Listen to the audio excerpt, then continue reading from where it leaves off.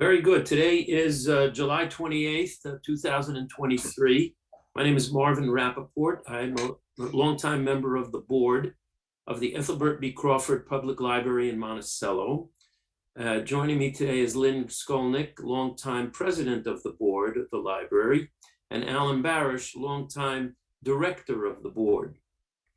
We have started at the library a project we're calling the Local History Project, to record and collect memories and events of those who lived, worked, and grew up in the library service area, which includes portions of the towns of Thompson, Forestburg, and Bethel that lie within the Monticello Central School District.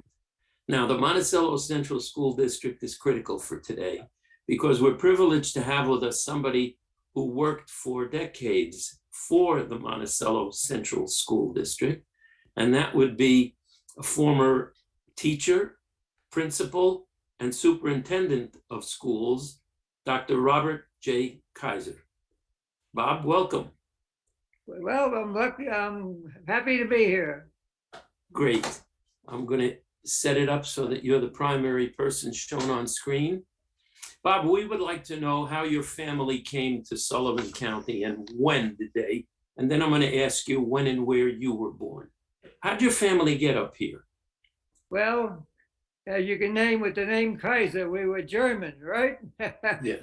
So on my father's side, his father or my grandfather, they were German people who were cigar makers who came from Germany in 1988 and they went to Brooklyn and they established a cigar factory in Brooklyn. And after about 12 years, my grandfather got the problem with his lungs. And the doctor said, you got to go to the mountains. So my grandfather crossed the river, got on the train, got off at Fallsburg. And of course, at that time in 1900, there was a lot of people knowing about our area where we lived in Monticello. And he found a place, which is now the back road of the Concord, and near the Concord, which was not there then, but it was a house that had 6 bedrooms, and he had a large family, so he bought it, and he brought the family up there every summer. And he had 3 boys and 2 girls, and they came every summer. But then came the First World War, and the 3 boys had to go in the service. One went in the Army, and the other 2 went in the Navy. So the one daughter went to Juilliard. That's my Aunt Marguerite, who many people would remember was a music teacher in Monticello later on. But anyway, what I'm getting at is he wasn't using the place any longer. When my father, who was in the Navy, came out, he said to him, my grandfather said to his son, my father, I'm going to sell the place because we're not using it anymore. My father said, oh, no, I like it up there in the mountains. I want to go and become a farmer. My grandfather almost fell over, but he said, you want to be a farmer? Good, be a farmer. So my father went to an agriculture school up in Vermont, and he went and graduated, and he decided he's going to be a chicken farmer. Anyway, he was going with the woman he was going with. Her uncle was a carpenter, so the 2 of them built chicken coops on this property. And then he married my mother in 27, and they started a chicken farm. And anyway, what happened, I was born in the Monticello Hospital in 1929, and my sister was born there in 1933.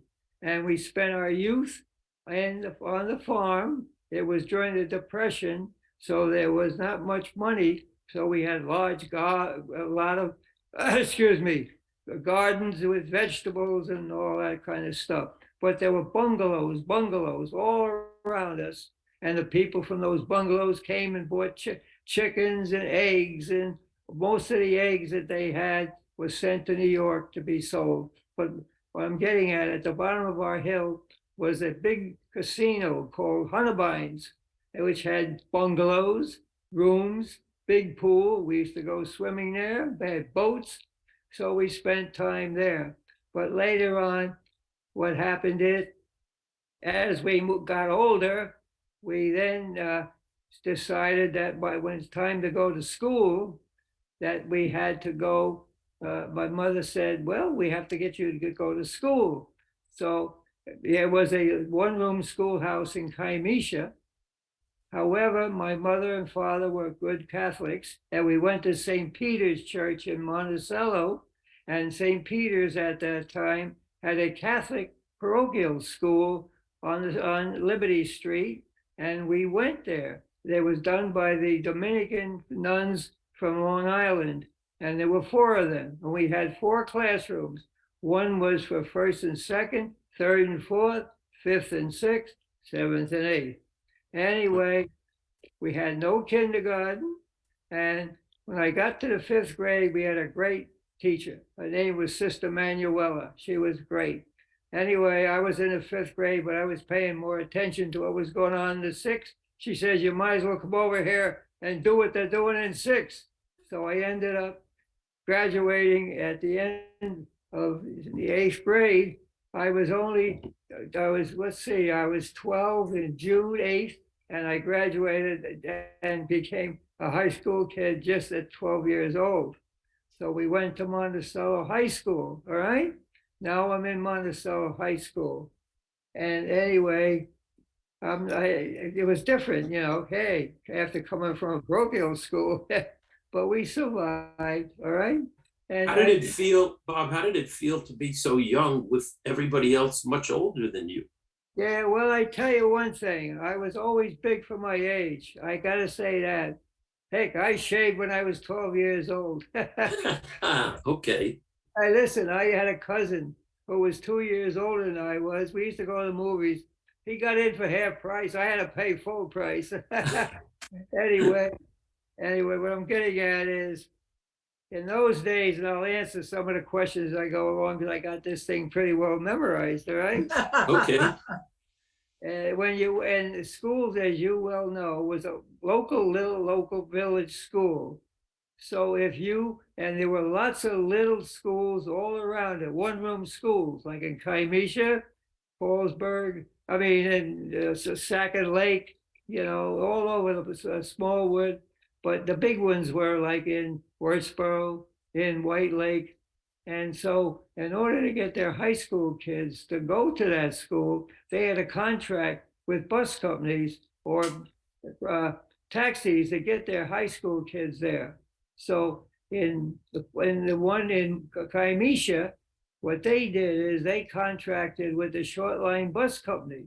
And the bus company had a bus that went from Loch Sheldrake, Old Falls, Fallsburg, and then wandered down, and then they used to get on. We used to get on the bus. So we got on the bus. I had to walk from our house, which back road to the Concord, all the way up to where 42 met that. And then we wait, and the bus come along. We got on the bus, and the bus would take us to the short line bus station. And if I remember, it was run by a guy named Sam Blackman. I still remember. And we used to walk over to the high school, go to school. And then at the end of the day, we used to walk back to the bus station and wait for the 4 o'clock bus, which went back the other way. So we get off and we walk home, all right? And that's what we did, all right? That's how we did it. Now the problem was, one thing I did do, one of the things you got in here is, did you have any activities? Well, I was in student council, but I was also in sports. I played baseball for 3 years. Now, when that came about, after practice, they didn't have any extra fun to take you home. I had to walk home all the way from the Somerville field home, all right? So, Wow. but that was the way it was, okay? But anyway, that was what we did in high school, all right? And so anyway. Bob, were there particular teachers in high school that made an impression on you that might have helped you decide to go into math, for example? Oh yeah, I'm gonna get into that. Let's do this. Okay. You'll like this one, all right? Now remember, I was a little kid, 12 years old, going to high school. And I love math, all right? I did good always in math. My mother was great in math. You guys would enjoy this story. Opposite St. Peter's Church, at one time when I was a little kid, there was a grocery store named Diamonds, all right, Diamonds. In fact, that was probably where the library is now, right in there, okay? Anyway, what I'm getting at is, when my mother used to go shopping, the guy used to take with the hook, he'd take the different things and put them down on the desk and put them all lined up. And then he would take a big paper bag and he would write down how much each one cost. Anyway, my mother is standing in front of him, and while he's going this way, she's going that way. And sometimes she say, "You made a mistake," all right? That's where I got my math. But anyway, in high school, we had this teacher called Donald, excuse me. He was a great Donald Martin. He was our math teacher. I had him for 4 years. He was very, very good. He was excellent. He was the kind of person that would take his time with you. If you didn't understand it, he would go over it, and he was excellent. I had him for all 4 years, and I really liked him. And you'll like this story. In my senior year, in those days, I was taking intermediate algebra, and we had a Regents in January, all right? And you took trig the second semester. In your senior year, you took solid geometry, took the Regents in January, and then took advanced algebra in your second semester. Well, in my senior year, I had to take the solid geometry Regents in January. It was a big snowstorm coming. Mr. Rutherford called my mother and said, "You ought to have your husband bring my Bobby in here, and he can sleep here with us, so he'll be ready to take the exam." My mother says, "Oh no, he'll be better. He'll get there by himself." All right. Sure enough, we had one heck of a snowstorm. Anyway, the roads were blocked because we're on the back road to the Concord. They came off Kaiser Lake and Boyd. So I went to school on skis, would you believe it or not? Skied to school. And Terrific. Marguerite, who was that music teacher, had a studio on Bedford Avenue right opposite the school. So I put the skis over there, but I went to take my exam, and oh, my ears hurt, my nose hurt because I had frostbitten, all right? The thing I want to say about Mr. Martin, now I'm taking the exam. All of a sudden, Mr. Martin comes, and then he has ice, and he puts ice on my nose and ice on my ears while I'm taking the exam. Anyway, make a long story short, that's why I became a math teacher, because I had a real good math teacher in high school, all right? Terrific. Now you're 16 and you graduate. Where do you go to school next? All right, in those days, the State University of New York was a state college for teachers, all right? And tuition was free. However, you had to do your own, you had to work for your room and board. So I washed pots and pans in a girls' school, in a girls' dorm. But anyway, I did that. Where? Now, I was 16 in June 8th, and I started college in September, all right? Where were you? Which school? This was in Albany at the State University, but at that time it was a state college for teachers, all right? Mhm. So I went there and I spent 5 years there, all right? And I took every math course that college had, all right? So at the end of you'll enjoy this. Anyway, at the end of the 5 years, the job opened up in Monticello, here. And meantime, my father had died, and I said to Mr. Rutherford, "I want that job." He says, "Well, you're a family man. If you fail, it'll be hard." I said, "I don't care. I'll do well," because I did well in my practice teaching. Anyway, make a long story short, I had somebody come down with me that were applying for the same job. I went to visit my mother and was all over. Brunswick, if you remember, in the backyard next to the gray house, there was like a flat thing.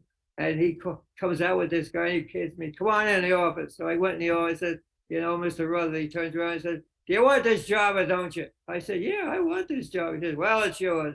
So I got the job.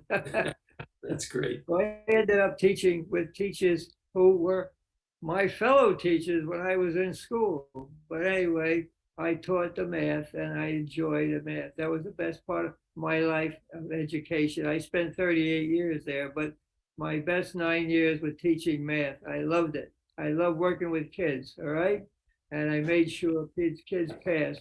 Whether they liked it or not, they had to work, all right? But we got them by, all right? So Do you anyway, remember, Go ahead. Marvin, can I just ask a question? Do you remember some of those other teachers who were your colleagues, but who were also your instructors at one time? The names of some of those? oh, sure. Oh, yeah. Hey, one, for example, I had when I was a teacher, and it was one of my, when I was there, was Miss Beam. Oh, She was an English teacher and she became a librarian after a while. All right. yeah. And there was a number of them that were there doing that. I'll tell you a big one I had. You'd enjoy this story.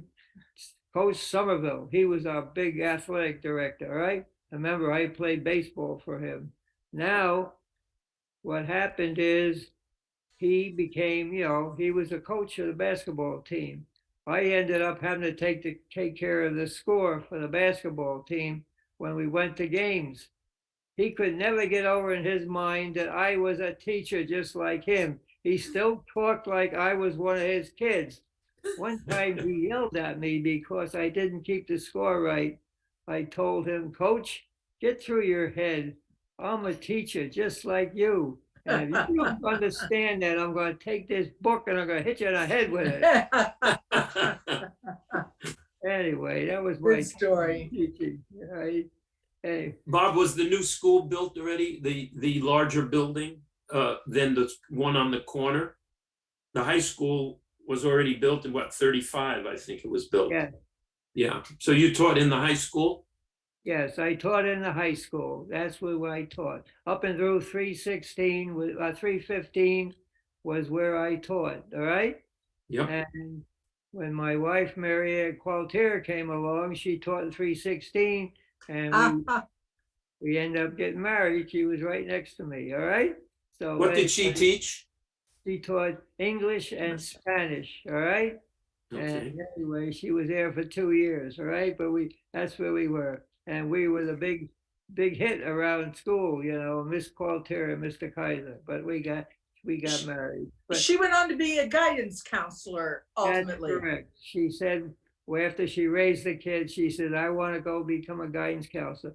When she went to Albany, she took her master's in guidance. So when she went ready to get back, she took all the courses that she needed to get permit certification in guidance. And then she did what she had to do to get her degree and then be certified as a guidance counselor.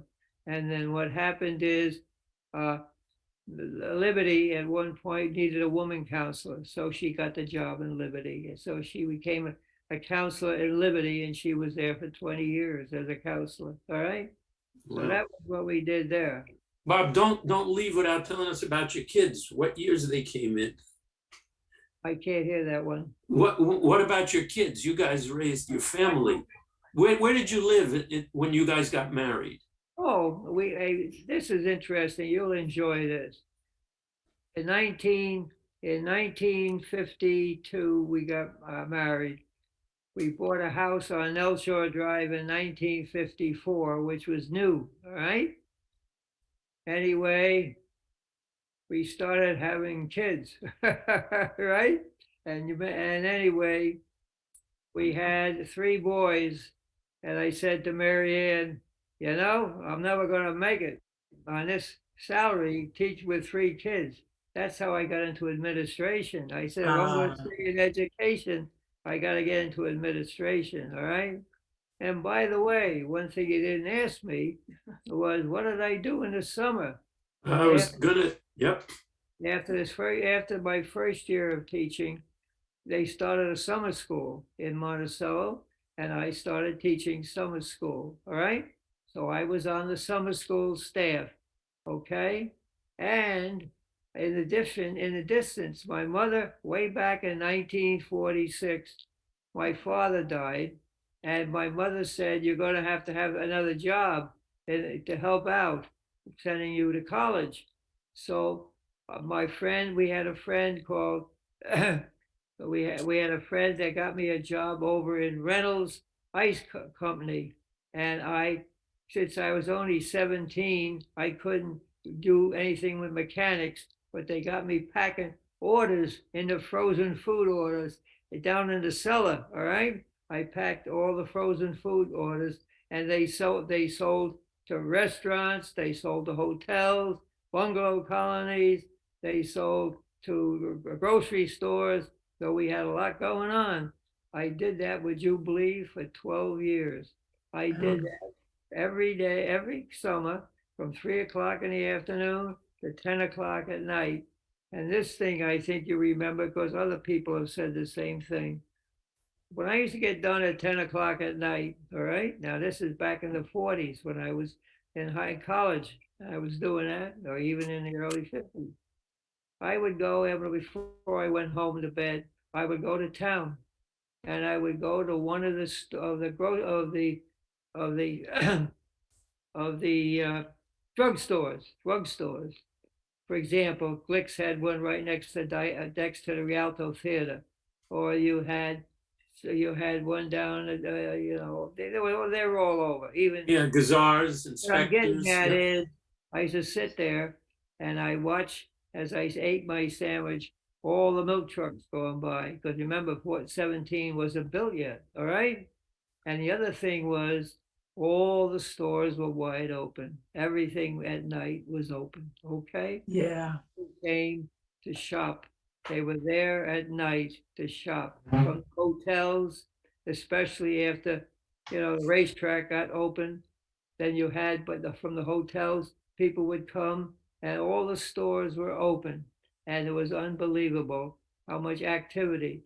Chaplains did a great job. They were busy all the time. Then you had all the camps from all over, Sackett Lake Camp, all those. A lot of people sent their kids to camp so that they would send them to summer school, all right? But also the kids had a night off where they could come to town. They went to the movies. The other one was besides Rialto, the other theater, and they would go to the Kaplan's and they would do all kinds of things. But the town was wide open at night. It was wide open at night. And that was something I always remember, no matter what. And it was interesting because as later on, as you well know, once they put 17 down, it sort of killed all that sort of stuff. But it was interesting for that period of time. Bob, did you not work in any of the hotels at any time? No, I did not. I Uh-huh. did not. I only worked in Reynolds and I taught summer school. That was my main job in the summer. Okay. Okay. Hmm. I found one thing I was going to say to you, which is interesting too. I always felt that we had 4 children, one of them sitting next to me here. You That mentioned 3 sons, and now you have a daughter sitting with you. Tell us their names, Bob. yeah, we we had Tell them about the boys. we had Bob Jr. Now Bob Yep. Jr. We had Bob Jr. And by the way, he did end up working in the Concord, but he also worked. We used to have a place called Kelly's Candy. All right, next to Rourke's Cavern in there. He Yep. worked many years at Rourke's Cavern packing orders for them in the summer. All right. Okay. And then we had our son Michael, and Michael was also, this is interesting. You'll enjoy this. Michael came to me and he said, "I need a job for the summer." All right. So anyway, we had a teacher named Milt Burley. You remember him? Yes. Milt Burley took care of getting kids jobs. He got him a job at the diner. all right? And pretty soon Michael became a short order cook. He was there, worked as a short order cook, all right? And, and then later on, he drove truck for Kelly Candy. He did that. That's what he did, all right? Then we had Okay. a son, Richard. Richard was more of a mechanical kind of guy. He came to me and he said to me, I want to work on cars. Where can I get a job doing that? All right. And I said, well, Harold Sturgis. You remember Harold Sturgis? Yes. Ray, he was working, he was down in Glicks, working in, owning Glicks down in there. So I Yep. went to Harold and I said, can you get this kid a job, in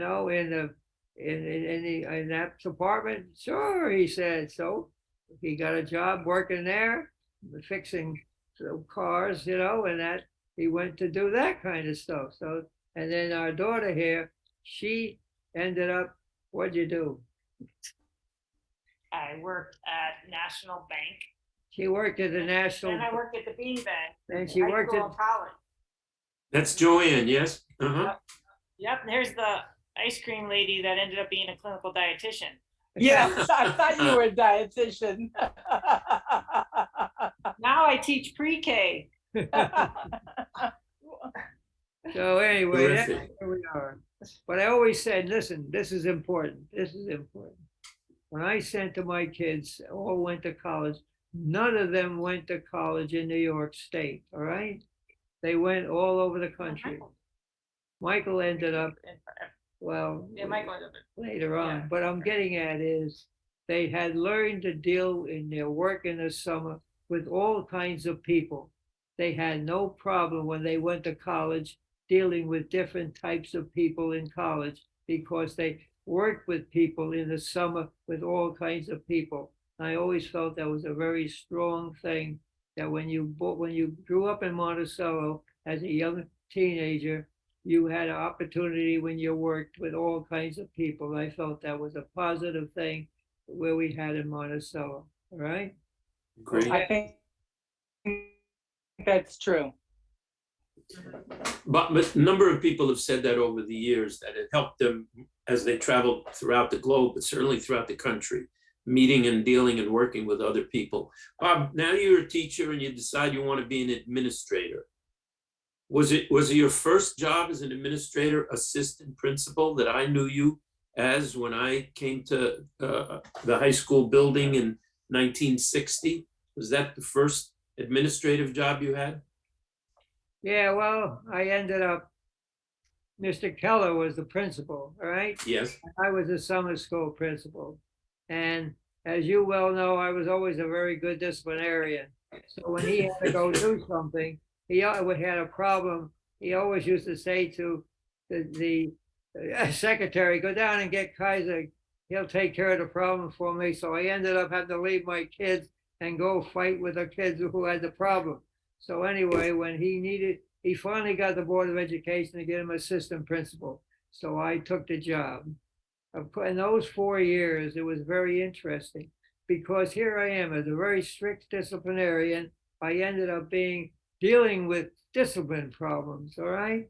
And that was very difficult for me because so many of them, it wasn't necessarily the kid, it was how he dealt with the children, you know what I mean, with the teachers. Absolutely. Yep. Right? And I had to sit down with the teacher and tell them, this isn't the way you deal with kids, you know what I mean? And it was but I dealt with each kid individually. And many of them I took home, believe it or not. I called the parent and I said, listen, I've had enough of this with your kid. I'm going to come home and you and we're going to sit down and talk about what can we do to do this better, how he can behave or she can behave better in school. All right. I did a lot of that. The big thing is I met with teachers and said, now look, and I was, as you well know, I had a good reputation as a teacher. I said, this is the way you deal with children. You don't do this. Some of them had no idea of it. It's boom, boom, boom. That's it. You know what I mean? And it was not the way to do it. So those 4 years was interesting because I dealt with each children individually. I did not do them as a total thing. You know, get them in the office, say, I did this, detention, that was it. I didn't deal that way, all right? Even though we had a lot of detention, that's for sure. But Yeah, also, but Bob, in those days, with all due respect, we didn't have kids showing up with switchblades and trying to kill one another, and you know how yeah, difficult it became. We did have some, but it was a different time and a different place. oh, it was one, hey, listen, today's world, I feel so sorry for teachers in today's world. I really do. But Yeah. but anyway, no, we survived it, you know. And I also had student council, which was good. We ran science fairs, we did all kinds of stuff, you know, which was good. So, you know, it was good. I survived it. And I tell you one thing, you'll enjoy this. Now comes the class I started with, which was 1959. All right, that was the first time I was assistant principal. They graduated in '63. All right, the dinner for that graduating class, I can still remember. We were at a hotel. I think it was, I can't remember. What was the one out in Loch Sheldrick? I can't remember the name of the The hotel. Evans. Yeah, The the Evans. We were at the Evans. Anyway, the principal at that time was Mr. Keller, and he was saying that he's leaving. He told the senior class, and Mr. Kaiser is now going to become the principal. Now, I had been their assistant principal, gave him heck for 4 years, and I thought, oh, they all stood up and gave me a good round of applause. I thought, hey, Oh, nice. not Might bad. might work out okay. Yeah, but What now, you did. I was in the Anyway, school at that time. You know, Huh? I was in the school at that time. I was part of the class of 65. So you Yeah. were our principal and you did a great job. We had you as an assistant principal and then as a principal. And it was a little bit different approach that you had, but it worked out very well. And we appreciated everything you did. listen, I want to tell you, because you have down here the question about, you know, being a principal and superintendent, all right? And I want you to know, if I had a choice between the two, all right? I Yeah. like being the principal, all right? When I got to be superintendent, I was away from the children. I was dealing with negotiations, budgets, Board of Education, politics, you know what I mean? It was a way, but I didn't get into education for that. I got into education to deal with kids. Now, those, excuse me, those 6 years though, that we had as principal were very difficult years. If you remember, the school got very big, all right? I'm talking about the high school. Yes. We were 1,200 kids. And we knew that something had to happen, all right? We couldn't handle it anymore. So we had to go in, and the Board of Education said, well, we're going to build a new high school, all right? So we had to go on what we call staggered sessions, all right? I had Yes. 2 different schools. I had to have one for the 10 through 12, all right, who came in at 8 and left at 2 o'clock or something. And I had another one that went in at 10 o'clock or 10:30 and left at 4:45, all right? Had 2 faculties and all that. And I often felt sorry for the poor kids in the afternoon, that their last period of the day started at 4 o'clock in the afternoon. Wow. In the wintertime, dark out. Yeah. You know, I mean, come on, you know? But I tell you one thing, it was interesting about that period of time. You know, I did all kinds of negotiation, you know, statistics. Academically, we did very well. We did very well. There was not that problem. We were able to hold all the intramurals during lunch hour. But the big thing is the little cafeteria, if you remember, in that building couldn't handle all 1,200 kids. We had open cafeterias. Now the kids are wandering all over town, all right? All right. I got Art Solomon call me up and he says, Mr. Kaiser, they keep stealing all my ketchup. Get them the heck out of here, will you? They stay here forever. I got other customers. But anyway, it was a tough time. It was a tough time at that period of time, all right?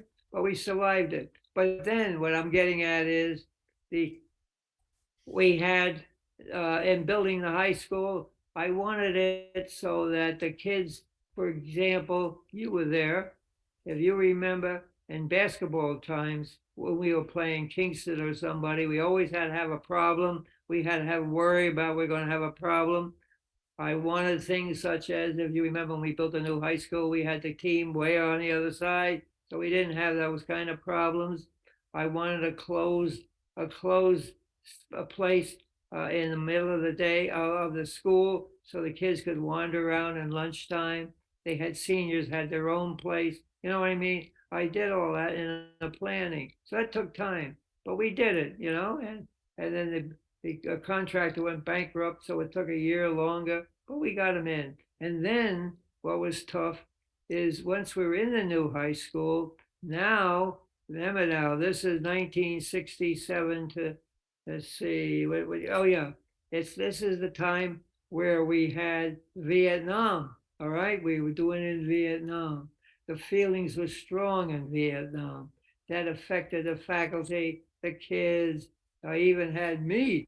I had to sit down one time. I couldn't believe it. I had kids sitting down. I had to get everybody down and then have a talk to them about, what the problem and all that. But anyway, what I'm getting at is that it was a tough time, but I enjoyed it. You know why? Because I was with kids. I enjoyed being with children. All right. And that was the difference between that and being superintendent. Okay. So Yes. Bob, at some point you got involved with the Crawford Library when they changed the form that they had. Can you tell us a little about that? You'll enjoy this whole story. This is interesting. Anyway, I was always a big reader, all right? Always a big reader. And always had a couple of books on history. I was a history buff. But what I'm getting at is I used to wander in and out, and we had a whole bunch of different librarians in those days. Even Mrs. Crawford was a librarian at one time, right? Yeah. But and they were good librarians. Now, anyway, they asked me to join the board. All right, so I joined the board. Dr.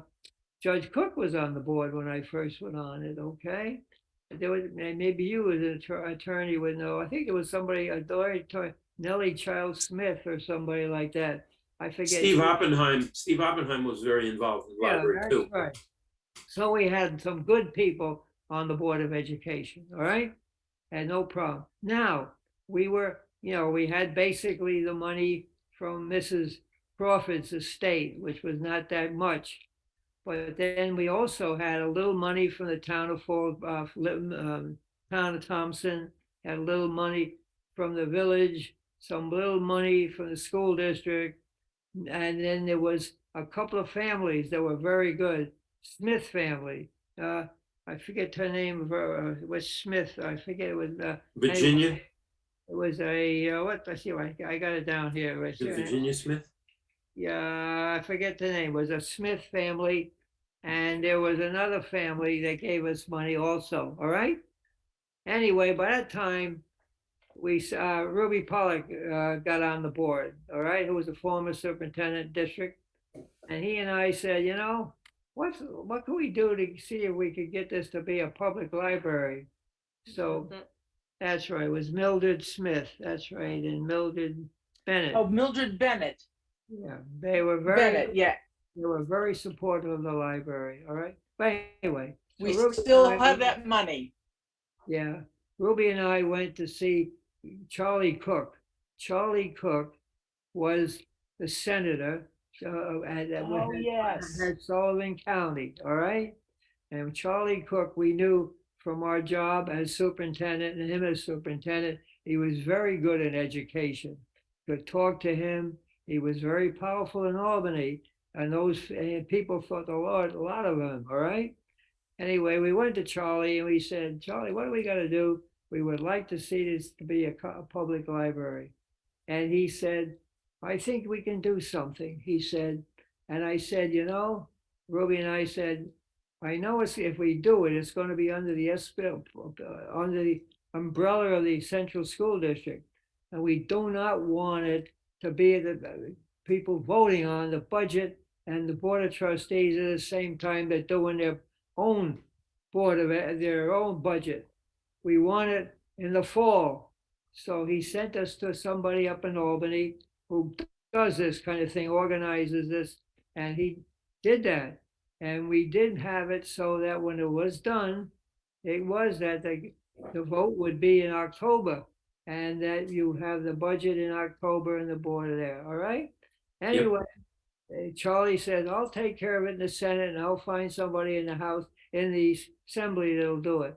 And we did get it done, and it was passed, and think about 2000, something like that, or 99, I forget, but I mean, excuse me, and around that time, so it became a, excuse me, A 1990. special district, a special Yeah, it district became a library. district, all right, became a district library. And certainly you people from then on did wonderful things, having the building you got now. But that's how we started it, all right? And that was and then I stayed, I was there a long time. And then once I retired, and in 88, and then I just got out of it, I was gone. So I didn't have much to do with it anymore. But already you people took it over. You had wonderful people. In my day, we had Mrs. Garlick, she was on the board, Mrs. Seitel. There was a whole group of good people, good librarians. Barish did a good job. He was a very good, all right? I have to say, but we didn't have that much money, but Barish was willing to do our work with me. I had his wife as a teacher when she was in his school, okay? Thank you. Thank you. Thank you very much. Thank Oh, you. We can't see you, Al. Yeah. And they did a good job. So I Thank you. enjoyed the time being there. How you doing, Alan? Good. I'm very. You sound great. I mean, I'm amazed. You're 90. You're not 94. I don't believe it. Well, we did good work. Even hey, who was that? Who was that lady we had? Oh, Edith Shop. You remember her, Alan? Yeah, Yes. she passed away. Did you know that? She passed away a couple Just years recently. ago. Yeah. Was it this year she passed away? Yeah. She I did a think so, lot. yeah. She helped us out a lot too. We had it was a good board. So No, it was that great. was it. Dr. Kaiser, if I could just add, all the pictures that were outside in the old high school, all the athletic pictures, we took all those athletic pictures and we digitized them, and they're on our library website now. We had a big exhibit of them in the library. We had some of the people who were still around who were in those pictures. Jim Culligan, who just recently passed away, came and did a great job for us. And if you get a chance, you might want to go see some of those pictures that were outside your office door in the old middle school. Oh, the old high that's great. school. Yeah, that's great. Yeah. Yep, we were worried that when they switched Hey, listen, over, they would. I want you Sorry. to know one thing I was worried about. If you remember in the old high school, when you went down the hall toward the locker room, there was a lot of pictures on the walls, all right? Yep. And I often worried about it when we moved from there over to the new high school. Did we take all those pictures, or what happened to some of them? And I think some of them got taken out. Somebody walked away. We did, I think we got most of them, Bob. We really did. We took photos of every one. There must be 100 photos that we have. Yeah. And Joanne Yeah. can help you go online to the library website. You can actually see them. And they came out great. I mean, they're as Yeah, good look as at they it. looked Yeah. when they were on the wall. So Yeah, that worked that's out great. great. Bob, I wanted to ask you, over the years, what events stand out in your mind? I mean, it's not like Monticello had major things going on, but one of them was what, the sesquicentennial is just an example. Were there any other events or big things that happened in your years in Monticello that you remember and that were noteworthy? The racetrack was built, the Quickway was built. Remember the sesquicentennial, everybody grew a mustache and a beard and all of that stuff in the 50s. Well, I tell you, I would say you hit most of them. One thing we had, just being a Catholic, the church got burned inside. We had that happen to it. All right, that was one thing I can remember. But some of the stuff you talked about is pretty much, what I thought would happen in there. It was tough. Monticello, it was too bad because in its heyday, Monticello had so much to offer. You know what I mean? It was there. What people didn't understand is in the old days, with all these bungalows, people had to come to Monticello to do their shopping, all right? But that's where it was, okay? Once we got into this thing where we had ShopRite with all that stuff going on out there, you got James Way. Walmart, you know, things got to be spread out. People didn't come to Monticello the way they should, you know, it was, you know, it took a lot away from it. I felt that there were many things that it was too bad because, you know, it took away from what Monticello was originally as this town. You know, one thing you guys would enjoy when my sister, who by the way was a valedictorian of the class of 1950. Anyway, Wow. she went to Fredonia to become a music teacher. And by the way, when she got her master's at Michigan, came back, she became a music teacher in Monticello. But in those days, we didn't have any big highway. Now you had to go from Monticello to Buffalo. You went through all the little towns. I used to say to my sister and my mother, look at these little towns. It's so quiet. Nothing's going on. You think about, we're from Monticello. Boom, boom, boom. Things are moving around, you know? It's so different, you know? So, you know, but the thing is, there's a lot of stuff that, you know, happened that just, I don't know. I can't tell you. You know, I have been away from Monticello for 10 years. You know, one thing I always prided myself in, that even though I started and bought my house in Monticello in 1954 as a teacher, I never left that house. I became all the way through my administration as superintendent, and I still raised my kids, and I lived on 10 North Shore Drive. Well, it became 25, but anyway, and the people on that street, they, you know, all the people changed. I had one of my former students. He was a pain in the neck. I had him down as assistant principal many times. But anyway, he became a painter, and he had 3 or 4 kids, and he lived on the top of the hill, you know. So when I left in the summer, in the winter, he'd say, Mr. Kaiser, you never have to worry. Nobody's ever going to bother your house. So what I'm getting at is the whole concept of North Shore Drive changed, but I stayed there. And those people appreciated it. You know what I mean? I didn't have to change to go to a bigger house to show I'm now superintendent and all that. And that was the way it was. So we you were a tight knit group on North Shore Drive.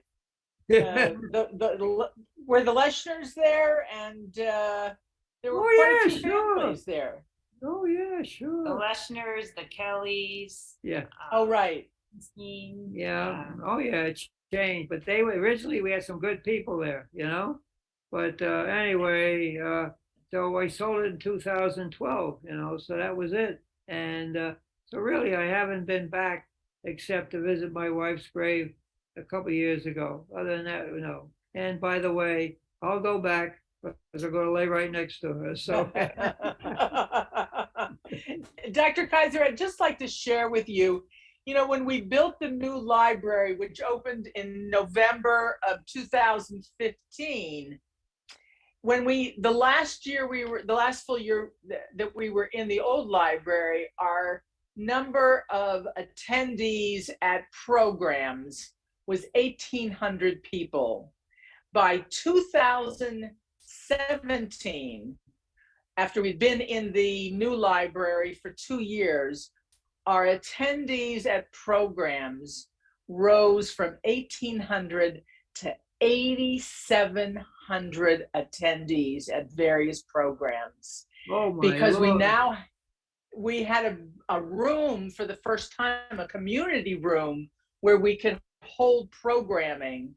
And it's something about which we were all quite proud, that the build it and they will come. And they've been coming to that library. It's very nice to see. Well, see, now that to me is wonderful. That's one thing in Monticello that's come to be wonderful. That's great. It really is. Thank you. And Yeah. just to close the circle, you asked us just before we came on about the Borscht Belt and whether there's anything happening. We did a panel discussion on growing up in the hotel industry or the Borscht Belt. And we had 100 people on Zoom. This was when the COVID hit. We had 100 people on Zoom, but before we turned around, there were 1,000 views from all over the country of people who either stayed here, came through here, worked here. We heard all kinds of feedback from people all over the country. And what's happening this weekend with the Borscht Belt Fest in Ellenville, Mrs. Maisel, the TV show, had an episode where the comedian goes to the Concord. All of a sudden, people from all over the world are interested in the Borscht Belt. John Conway, our historian, tells us he gets calls from all over the country. In fact, even from All over outside the the world. country. That's So, right. yeah, so we're I back saw on the that map. episode. I Oh, That's great. That's wonderful. Let's see if we can wrap it up, Bob, with one more question. What do you think the most important thing you learned by living in Sullivan County and growing up in Monticello was that helped you? You mentioned the ability to deal with people of all kinds. Is there anything else that you think is very special about Monticello and Sullivan County? Well, I tell you, I think that to me, growing up in Sullivan County in Monticello made me, to be real honest with you, the person I was. All right. It helped develop the person I was. All right. The experiences I had as I grew up and experienced during that time made me the person that I was. All right. And I always felt as a superintendent, when I was able to go to a national conference all over the world, all over the country, and I met with other people, I always felt somehow I was better than they were because I had experiences where I was that they did not have. And I could understand when they had a problem much easier. I just felt it made me who I was, all right? And I appreciated it all. I really did. I lost my parents at a very early age. I became, an adult very early, but all those experiences made me who I was. And I think it helped me in my professional career as well as my personal career and in personal life in terms of my children and raising my family. All right. And I think it was good. Okay. Great. Bob, we want to Thank wish you. you, we want to wish you good health and good times. And thank you for taking the time to speak to us today. We thank Joanne for facilitating and making it possible. And you're just a very special guy. Everybody we talk to, I know in my class, ask, how's Dr. Kaiser? How's Mr. Kaiser doing? So now I can tell them that we talked, you're doing great, and we only wish you good things and good health in the years ahead. Yeah, thank you very Okay. much. Thank you very, very much. Thank you. Same to you. Good luck. Be Good luck. well. Okay. Thanks, Joanne. Thank you. Bye-bye. Bye-bye. Thank you very much. Great. Thank you. Thank you.